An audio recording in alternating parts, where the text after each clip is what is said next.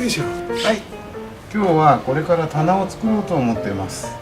で、ホームセンターでカットサービスでカットしてもらいました。設計図こんな感じです。見えるかな。ではやっていきたいと思います。さあ頑張るぞ。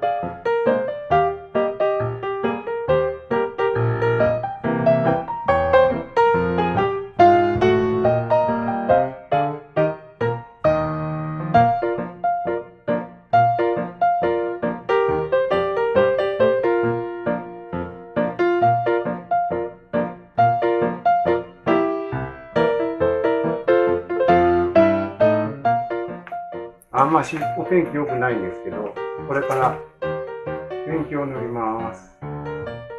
で、こんなん買いました。不織布つなぎ服。じゃあ着てみます。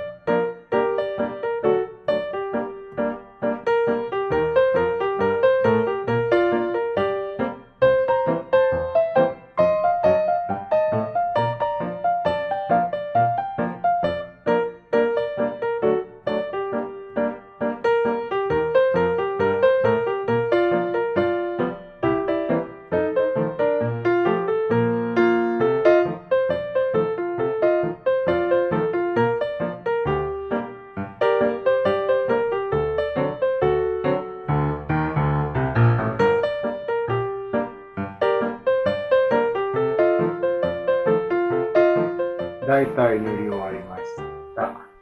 すごい疲れ